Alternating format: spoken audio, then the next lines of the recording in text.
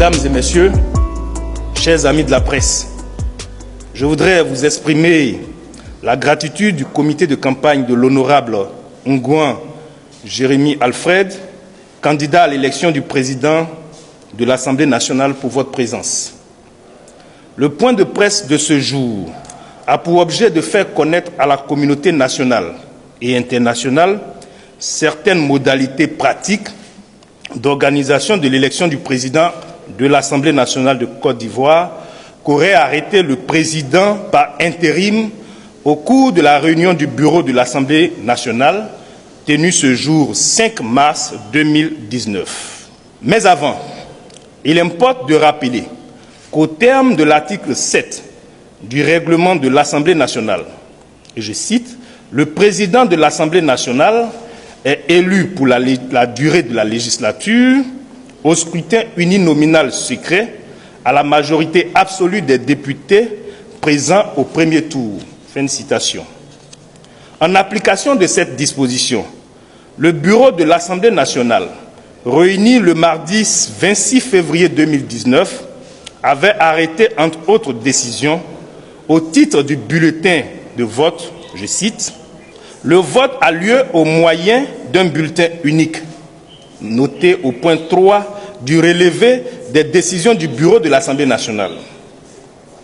Convoqué aujourd'hui pour adopter l'ensemble des décisions du 26 février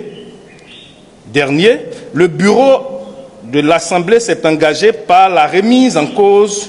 du bulletin unique à la demande de certains députés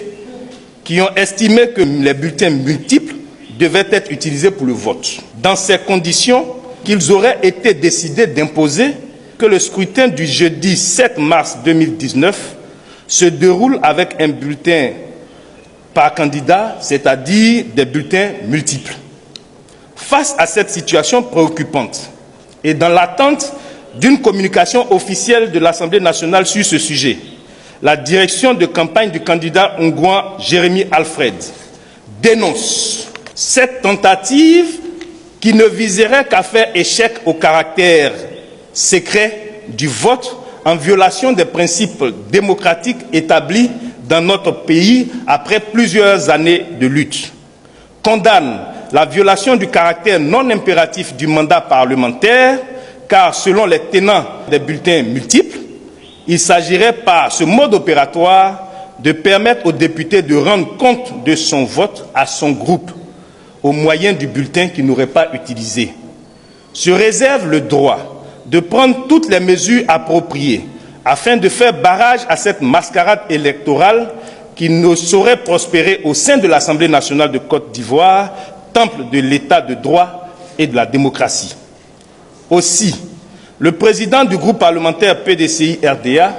vient d'être saisi de la question. Le groupe parlementaire PDCI-RDA fera connaître sa position officielle ce mercredi 6 mars 2019 à 10 h à la maison du PDCI-RDA. Je vous remercie.